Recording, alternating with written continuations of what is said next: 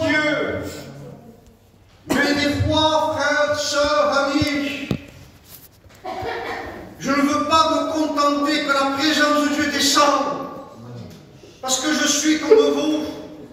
J'ai besoin de la présence de Dieu. Mais des fois, on se contente de ressentir la présence. Et on repart comme on était. Et je crois qu'on a besoin de prendre un peu plus au sérieux dans nos cœurs. De réaliser que la présence de Dieu, elle est là dans un but précis. Et je crois que Dieu peut-être veut nous parler. Je crois que Dieu, des fois, veut nous amener quelque part. Et je crois qu'on a besoin d'être sensible, disposer notre cœur. C'est ça la présence de Dieu. Disposer notre cœur à être sensible à la voix de Dieu, à la parole de Dieu. Il le disait après. Il disait, j'écoutais ce cantique, je chantais ce cantique pendant 1 an. Dans toute sa pureté. Mais je ne réalisais pas les paroles de ce cantique. Je peux être dans ce lieu, je peux écouter des messages, je peux connaître la parole de Dieu, et je peux négliger, pas réaliser la profondeur du message. Je ne voudrais pas qu'on prêche pour prêcher. Je voudrais que la parole de Dieu impacte ton cœur.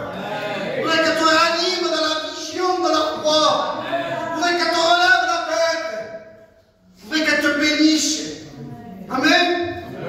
Que Dieu soit glorifié. Que Dieu soit béni. On remercie les frères d'être parmi vous. C'est toujours une joie, un privilège de passer dans nos églises, de voir les anciens, de voir les frères, de voir les ministères. Ça nous bénit intérieurement. Que Dieu soit glorifié. Je voudrais vous lire un passage, Église de Dieu, passage de la parole de Dieu, dans l'évangile de Matthieu. Matthieu 21, au premier verset de la parole. Matthieu 21, verset 1 nous dit comme cela.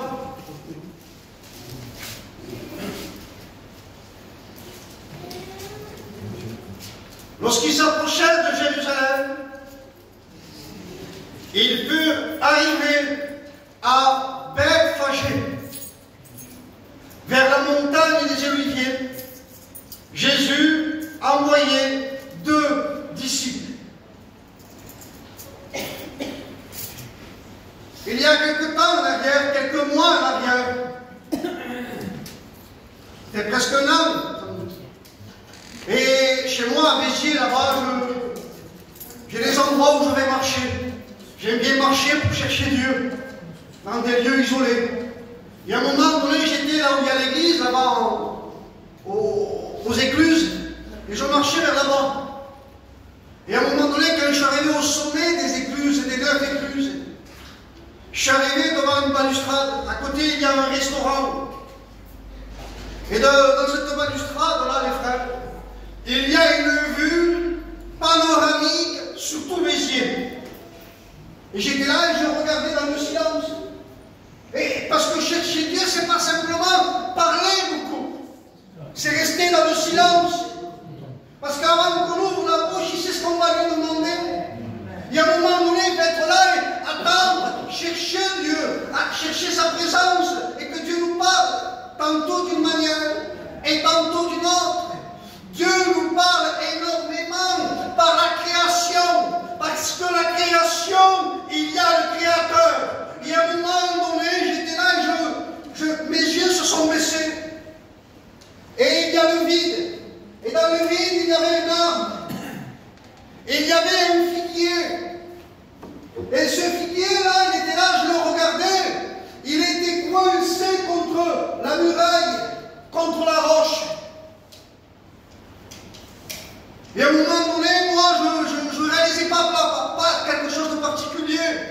J'ai fait demi-tour, Tony. Je marchais. Quand j'ai fait mon demi-tour, quand j'ai marché, le Saint-Esprit a commencé à me parler. Et là, il m'a dit Bethphagée. Bethphagée veut dire la maison des figues. Mais la maison des figues mal mûres. Qui veut dire aussi la maison affligée, blessée, attristée, chagrinée. Mais à un moment donné, c'est la maison mur. Parce que Bethphagée, c'est une petite bourgade, un petit point, c'est un petit lieu qui est juste à côté de Béthanie, mais il nous faut passer par Bethphagée pour rentrer à Jérusalem. Nous sommes obligés de passer par Bethphagée pour rentrer à Jérusalem, la ville de la sainteté, la ville de la paix, la ville du grand roi. Nous sommes obligés, pour trouver la paix, de passer par Bethphagée. Nous sommes obligés, pour trouver cette sainteté, parce que je ne suis pas saint par ma nature. Ce n'est pas ce que moi je fais qui nous rend saint, c'est ce que lui a fait qui nous rend saints. Et nous marchons dans sa sanctification par la grâce de Dieu, à travers sa fidélité, son amour. Et Bethphagée est là, et nous sommes obligés de passer par là. Le figuier dans la parole de Dieu est le symbole d'Israël. Israël, nous avons été greffés à Israël. Donc nous sommes comme Israël, comme ce figuier. Le figuier est le symbole des Écritures, de la Torah. Alors tout juif pieux médite sous un figuier. Pourquoi? Parce qu'il y a un sens, mes frères, on va rentrer dans cela. Il y a un sens, il y a une raison à cela. Ce n'est pas comme nous quand on cherche l'ombre. Un bon endroit sous un arbre.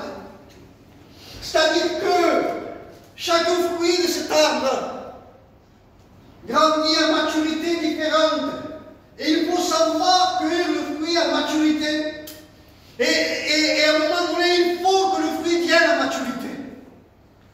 Ce que je voudrais en finir, c'est que quelqu'un qui a rencontré Jésus, quelqu'un qui a rencontré la croix, quelqu'un qui a été pardonné de ses péchés, quelqu'un qui a été libéré de sa vie passée, quelqu'un qui marche en nouveauté de vie, quelqu'un qui a des nouveaux désirs, quelqu'un qui est né de Dieu cherche les choses en nous. Mais il marche dans une croissance spirituelle. C'est-à-dire que je dois grandir dans la vie de Dieu. Je ne peux pas rester toute ma vie comme un enfant spirituel. Je dois marcher, mes frères, de progrès en progrès. Amen. Et que le progrès soit évident de tous. C'est-à-dire qu'il y a un enfant spirituel, il y a un jeune homme spirituel, il y a un adulte spirituel, il y a une croissance. Et si je n'arrive pas à une croissance spirituelle, c'est ça, porter du fruit. Et le fruit, c'est l'image du caractère de Jésus. Ce que Dieu veut chercher, c'est du fruit, Gino. Amen. Ce n'est pas des dons. Les dons de Dieu nous les a donnés par l'effet de son amour et de sa grâce. Mais il vient chercher du fruit. Amen. Il faut que ce fruit arrive à maturité. Comme aujourd'hui, j'aime bien marcher dehors, dans les endroits isolés. Et souvent, je suis passé devant des arbres, tout cela, et quand j'ai vu des figuiers, des fois, j'ai vu ce fruit, et le fruit n'était pas à maturité. Je l'ai pris, je l'ai décroché, je l'ai ouvert. Il n'y avait rien dedans. Il n'y avait rien. Il était vide. Il y avait le fruit, mais il n'y avait rien. Il y avait l'apparence, mais il n'y avait rien. Il y avait peut-être dans le futur, il y avoir du fruit.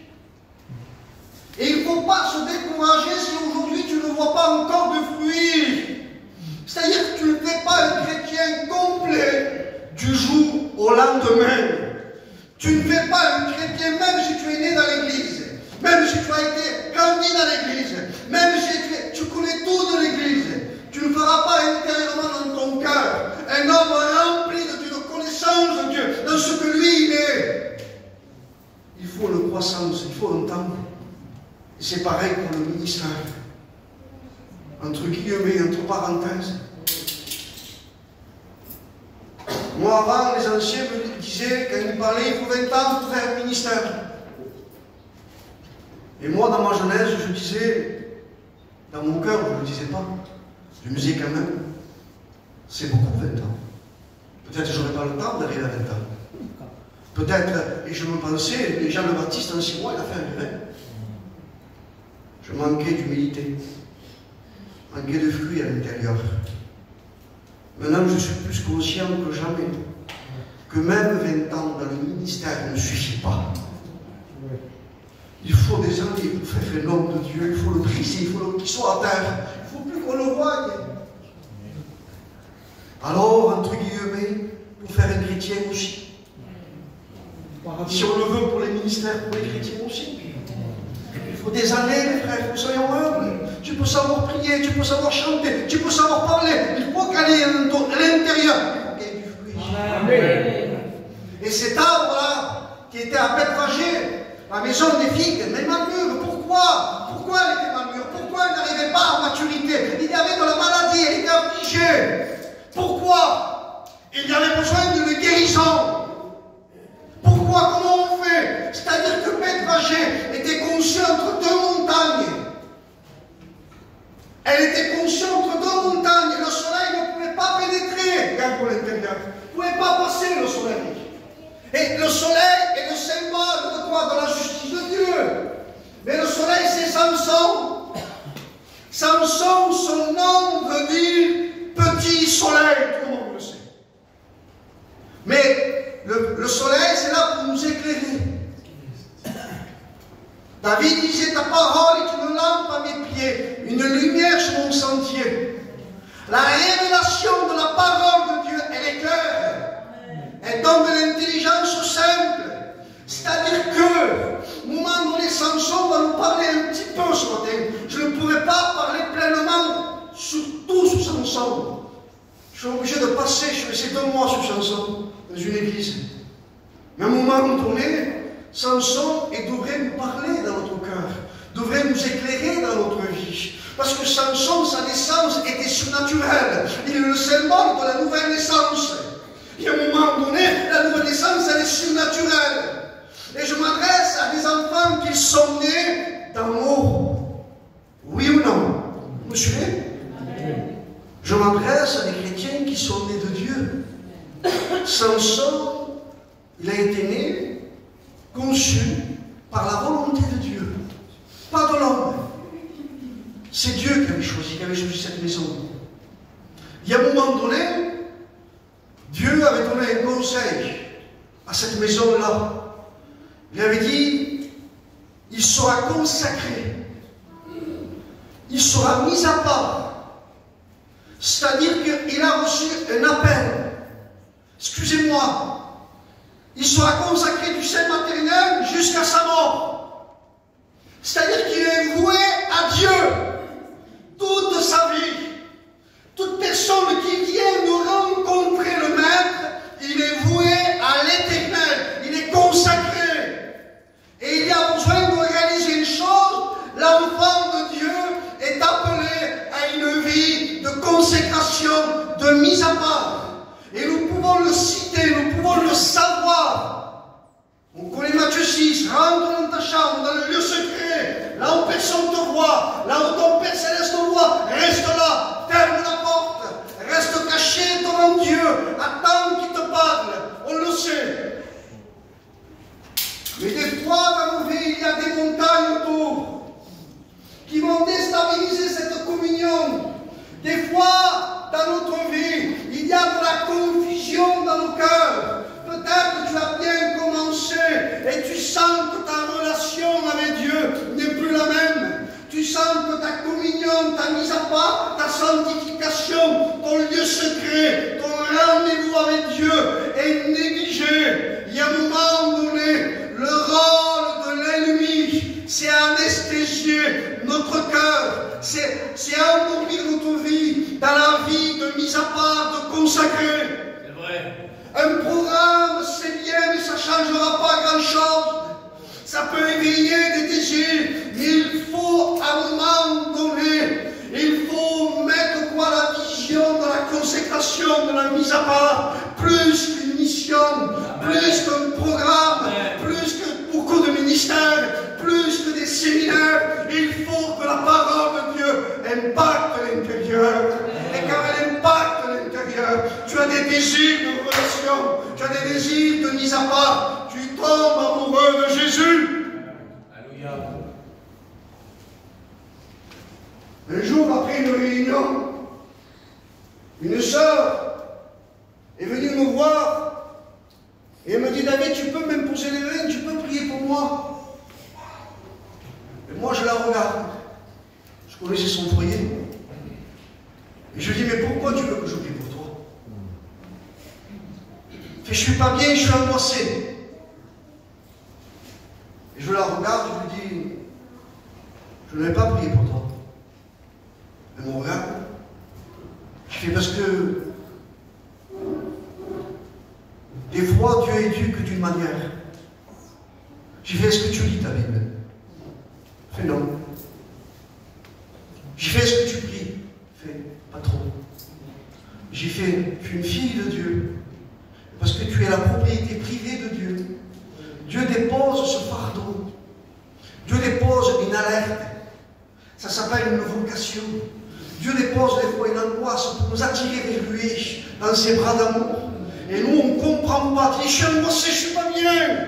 Mais ça, c'est le moyen de nous attirer à lui, des fois. Et tu trouveras que du repos devant ses pieds.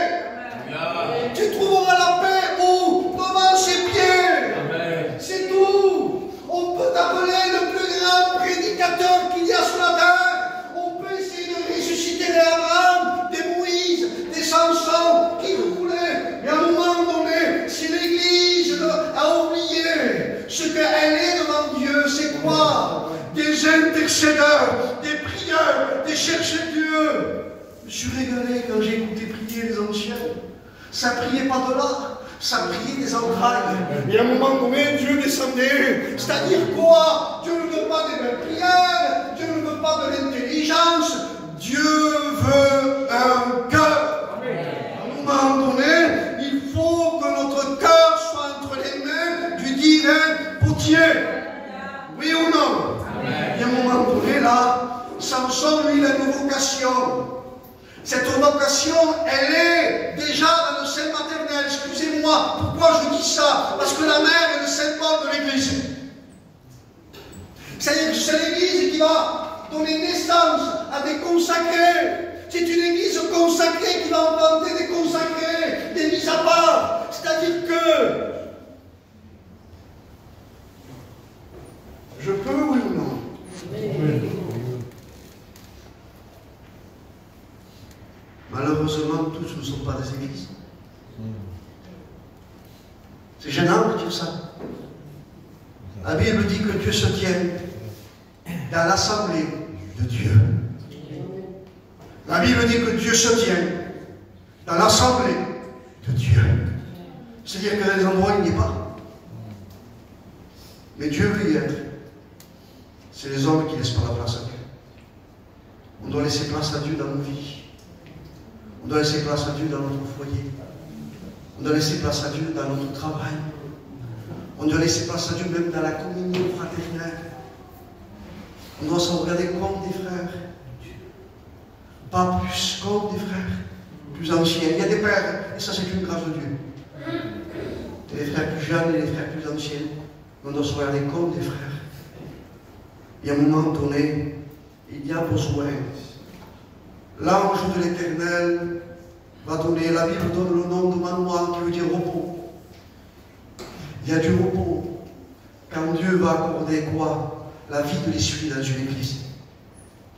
Il y a du repos parce que le repos n'est pas par une grande activité, vous savez. Les gens sont agités aujourd'hui. Ça peut être une cache-misère, beaucoup d'activités. Des fois, Dieu te met à l'écart parce qu'il veut te parler aussi. Il faut que tu entendes la voix de Dieu aussi. Il faut que tu connaisses le conseil de Dieu aussi. On prend trop notre volonté pour la volonté de Dieu. On prend trop nos choix pour le choix de Dieu. On doit laisser conduire notre vie par le Saint-Esprit. Et des fois, il faut nous arrêter, les frères et les sœurs. Il y a des situations qu'on ne comprend pas.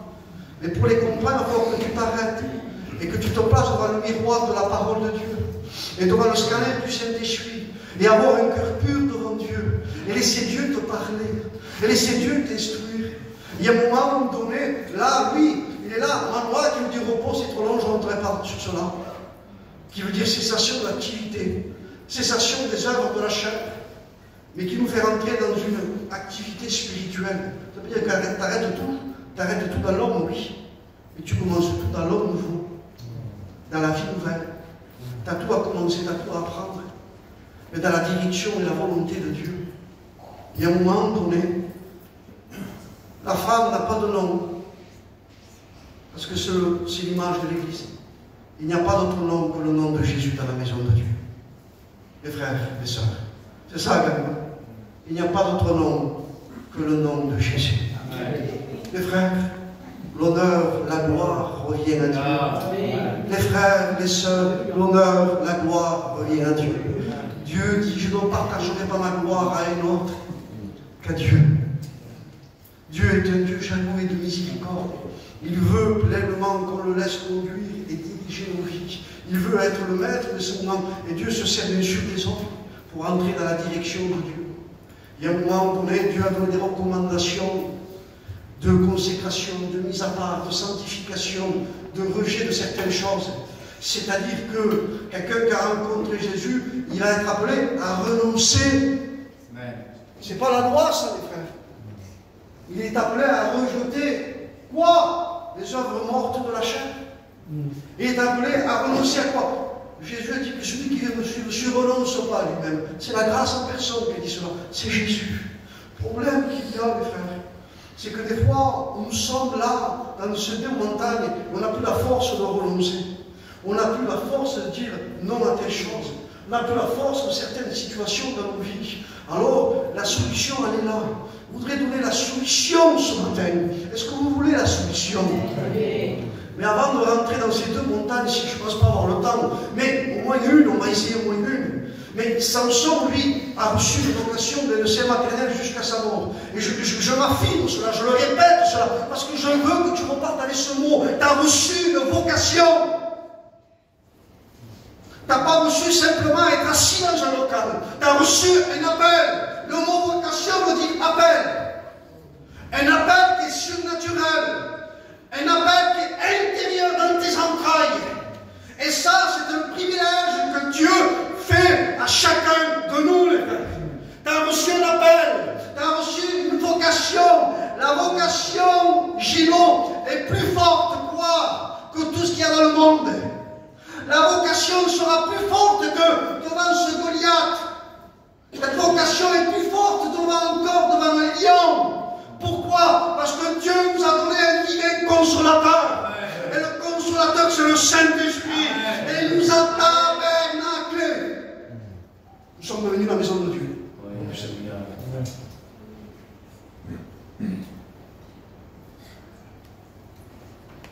La maison de Dieu, nous sommes la propriété de Dieu.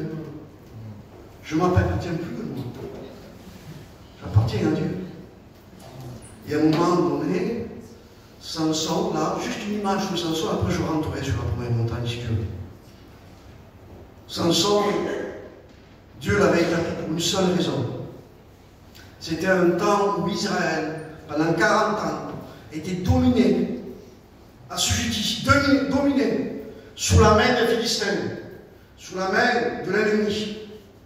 Sous la main de l'ennemi. Et il était pendant 40 ans. Et 40 ans, ça fait long. Moi, j'ai 46 ans. Donc, ça fait long, quand même. C'est-à-dire que certains sont nés là. Il y avait des anciens qui, eux, ont vécu. Mais ils avaient déjà un âge. Mais les jeunes comme moi, ou ceux qui ont 30 ans, ils sont nés dans cette période. Et dans cette période-là, ils sont nés avec une mentalité israélite. Qui est l'image du chrétien, il y a une mentalité philistine. C'est-à-dire qu'à un moment donné, il ne combattait plus. Et le rôle de l'enfant de Dieu, c'est de combattre. On ne combat pas nos frères, on combat les Philistins. Mais le peuple de Dieu savait anesthésier, savait endormir.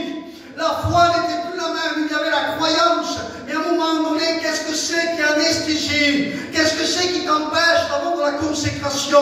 Qu'est-ce que c'est qui t'empêche d'avoir de la mise à part? Qu'est-ce que c'est qui t'empêche d'aller pleurer avec celui qui pleure?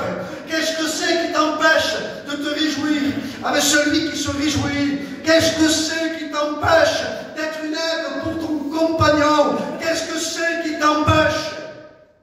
Qu'est-ce que c'est qui nous endort? C'est que les gens ne veulent plus de persécution. Ce que les gens, des fois, ont pensé dans les choses de Dieu, ils disaient, si je fais ça, tu vois maintenant que je me consacre, tu vois maintenant que je fais l'œuvre de Dieu, j'ai ce problème-là. C'est pour ça que j'ai ce problème, Cela est faux. Cela est un mensonge de l'ennemi. Le diable, le père du mensonge, il est là pour nous paralyser, nous faire peur. Il est comparé à un lion. Un lion, ça apporte des rougissements de lion. Et un rougissement de lion te fait trembler, te fait peur, te paralyse à la fois. Et des fois, tu bloques dans une situation. Il y a besoin de faire taire l'ennemi. Il y a besoin de faire taire le lion mensonger. Il y a des années, je ne sais pas, 10 ans, 12 ans, 10 ans, je partais faire une réunion. Je me rappelle le lieu à Agde. Et je conduisais. Et à un moment donné, quand je conduisais, j'ai vu devant moi, quand je conduisais, un lion devant moi. J'ai vu un lion qui était accroupi. Il était beau. Il avait un regard arrogant. Et il me regardait avec une arrogance. Et il était beau. Et à un moment donné, il était calme. Mais il était accroupi. C'est quand le lion se tient accroupi, c'est qu'il est prêt à attaquer. Il attend l'instant favorable. Et à un moment, ça me disait dans mon cœur, ça m'intimidait. Ça me trompait à l'intérieur de mon cœur. Ça essayait de frapper mon cœur à la fois. Il voulait m'intimider, il voulait me faire peur. Il voulait me dire, je vais t'avoir, je vais te faire du mal, je vais me lever contre toi. Je voudrais te dire une chose, nous sommes en guerre, mais Dieu combat avec nous. Amen. Nous sommes en guerre, mais Dieu combat avec nous et pour nous. Quand Dieu se lève, ses ennemis se dispersent. Amen. Si Dieu est avec nous, qui sera contre nous, les frères? Qui sera contre toi? Il veut que tu sois la tête blessée, mais j'ai plus de solution. La solution, elle est en Dieu, avec Dieu et pour Dieu. Il faut que ce soit pour Dieu la solution. Il faut que ce soit avec Dieu et pour Dieu. On veut la solution, mais on doit la faire avec Dieu et pour Dieu. C'est ça la marche avec Dieu. C'est ça la croissance spirituelle. Il y a un moment donné, Samson, la Bible le mentionne, c'est un héros de la foi. Moi, quand j'ai vu Samson, quand Dieu me l'a croit dans une dimension, je suis resté ébloui, émerveillé. Jamais je l'ai compris Samson de cette manière. Je voyais Jésus de partout. Dans tous ses actes, je voyais Jésus. Il y a un moment donné, il y a besoin de retrouver notre regard vers une seule personne. Jésus. Jésus. On a besoin de retrouver Jésus. On a besoin de voir Jésus. On a besoin de le connaître dans l'intimité. On a besoin de se rappeler les bonnes choses dans notre cœur.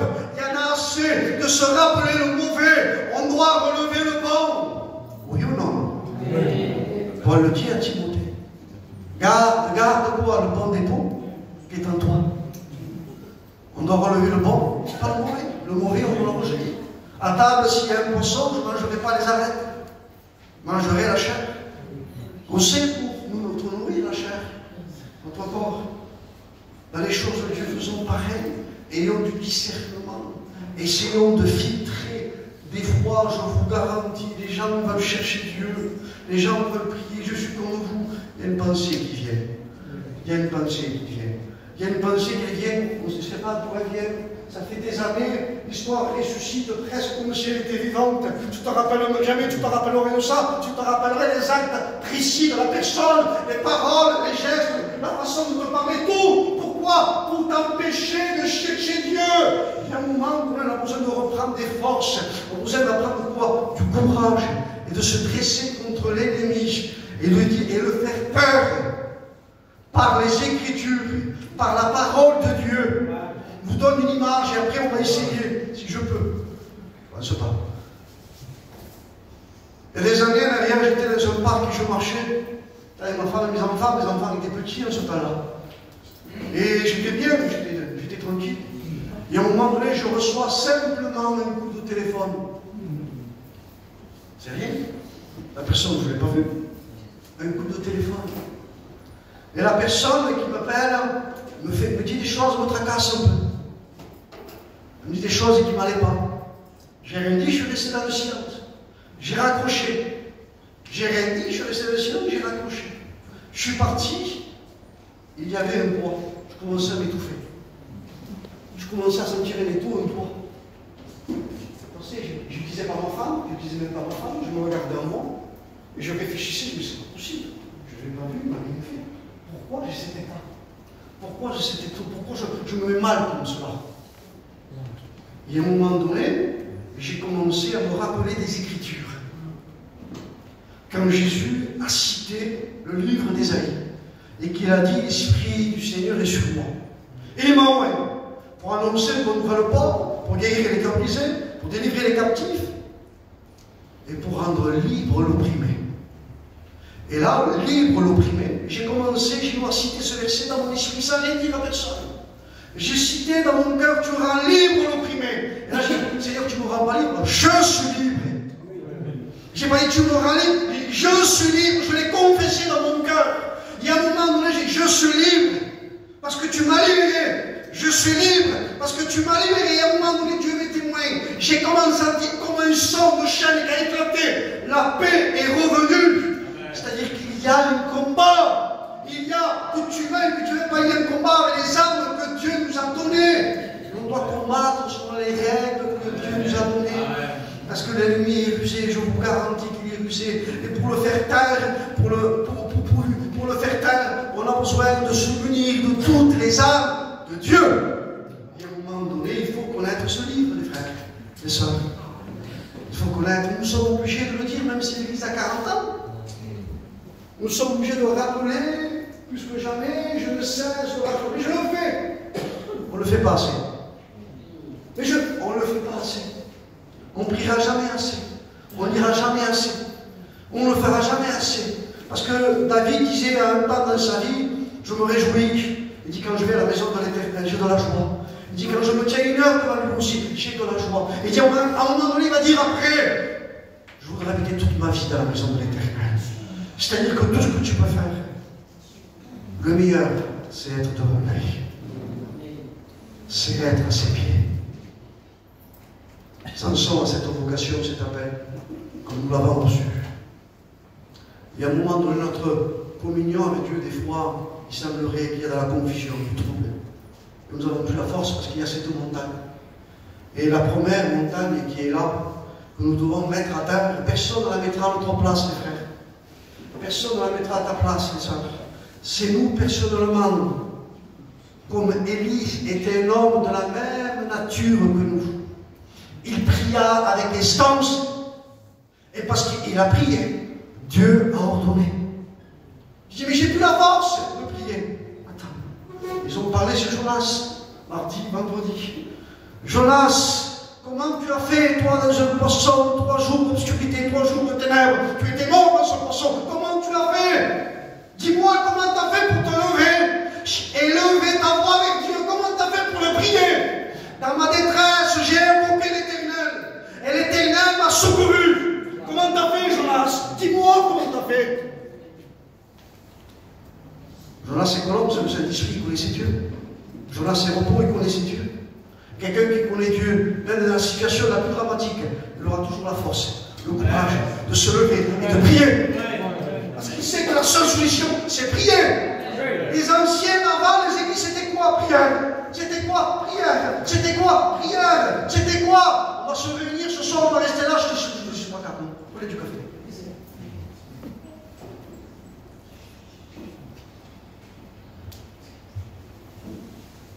Je crois qu'on doit revenir à l'essentiel.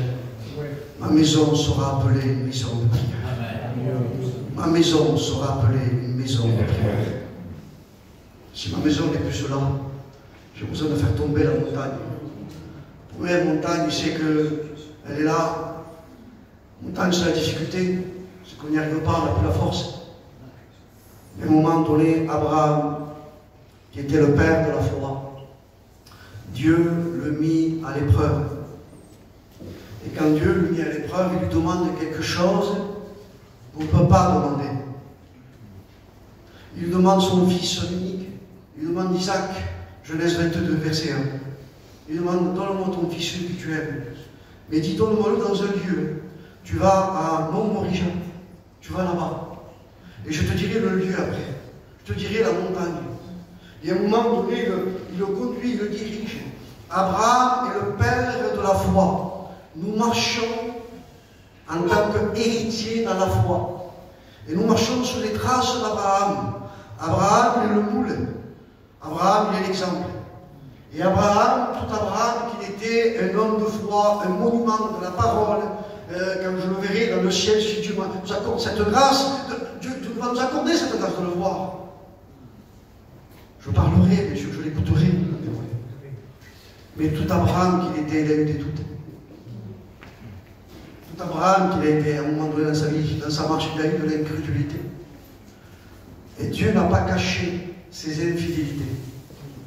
Dieu n'a pas caché quand il a triché en disant que sa femme était sa sœur.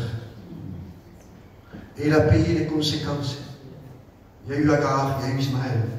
Il y a des conséquences quand on désobéit. Dieu pardonne, pas de problème. Mais il y a des conséquences dans la désobéissance.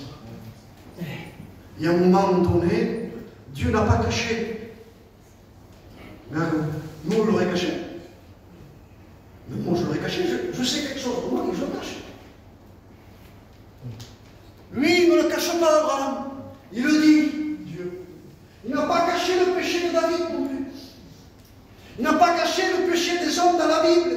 Pourquoi? Pour nous faire voir que ce sont que des hommes de la même nature que moi, que toi, que qui que ce soit. Ce sont des hommes de la même nature, avec des qualités, avec des faiblesses, avec des fois des bonnes œuvres, mais des fois de l'incrédulité.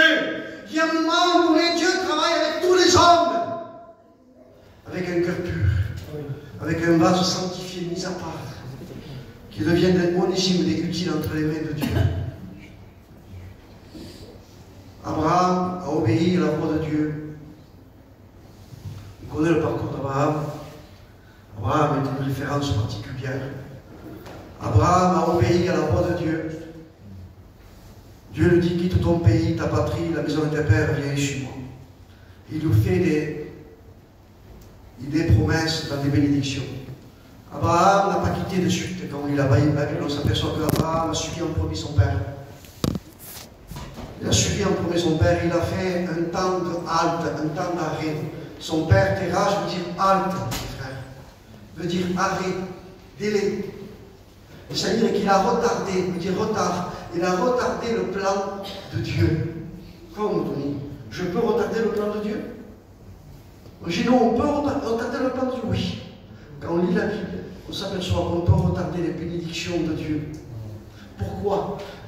Abraham, tout Abraham, qu'il était son père Terach, ils se sont arrêtés à Charam. Charam veut dire petit fruit. Vous allez rire, les frères. Il y a quelques années, je partais faire une culte et j'allais prêcher sur Charam et sur Canaan. Et à un moment donné, je suis parti marcher. Et Dieu m'a dit, bon, jamais je l'ai vu l'arbre. À côté de chez moi, jamais je l'ai vu. Et là, je me suis approché dans ce petit buisson, mon arbre. C'était des grenades. Je me suis approché, il y avait des grenades. Le premier arbre, c'était un petit fruit. Un peu plus loin, j'avais un autre arbre. Il y avait un gros fruit. J'ai pris les deux. Je suis rentré à la maison. Quand je suis rentré à la maison, il faut que tu vois avec ça. J'ai fait, je vais à l'église avec ça. Dieu a pour vision pour nous de donner des grands fruits, comme à Canaan. Mais des fois, par l'autre, on retarde. On met plus tard le plan de Dieu, les projets de Dieu. Il y a un fruit, mais il est petit. Alors que Dieu veut donner beaucoup. À chacun de vous. À chacun de nous. Dieu a pourvu pour tous. Et à un moment donné, Charam veut dire petit fruit. Pourquoi? Parce qu'il a fait des haltes, du retard par rapport au lien familial. Les frères, les sœurs, le lien familial peut mettre du retard. Vrai. Comment? Si un fils est converti, te mange. Tu passes la nuit à la fenêtre, tu ne trouves plus. Quelle heure il rentre? Où il est? Tu l'appelles, tu vas le chercher. Peut-être il y a un problème, peut-être il y a une dispute. Ce sont des choses légitimes, ça, dans notre vie. C'est tout chez nous. Mais à un moment donné, je me suis aperçu que j'étais capable de veiller à mon poste pendant des jours et des jours, la nuit comme ça. Et qu'on peut négliger de veiller à son poste comme un vacu qui était sur la tour. On est capable pour nos enfants et on va négliger l'œuvre de Dieu parce qu'on va être fatigué dans notre corps. Les soucis abattent le cœur de l'homme. Mais ce petit, Il s'est mal marié. Cette petite, elle ne m'a pas écouté, elle s'est mal mariée. On ne la voit plus, on ne le voit plus. Il y a des problèmes. Je voudrais vous dire, avec foi, on doit contrôler quoi? Les situations qui sont par la foi. Tu peux changer la situation par la foi. C'est-à-dire que Élie a changé la situation par la foi. Il a prié. David, devant Goliath, matin et soir, il est rongé. Matin et soir, il en faisait peur. Matin et soir, il te fait peur. David est arrivé rempli de l'esprit. Pourquoi tu n'es pas rempli de l'esprit comme ça? Tu es quelqu'un de mis à part, de consacré. Tu pries, tu cherches Dieu. Et à un moment donné, tu revêtus. Tu l'onction fraîche. Et quand il y a l'onction fraîche, il y a une vision nouvelle. Et la vision nouvelle, c'est quoi? Tu dois accepter de prier et de dire Dieu change les temps et les circonstances. Dieu est celui qui gouverne le temps. Aujourd'hui, on voit comme ça, oui, avec des yeux, mais Dieu voit plus tard. Il voit ton fils chrétien, il voit ta fille chrétienne, il voit ton gendre gentil, il voit ta belle-fille gentille. Notre part, c'est de prier. Notre part, c'est de rendre témoignage.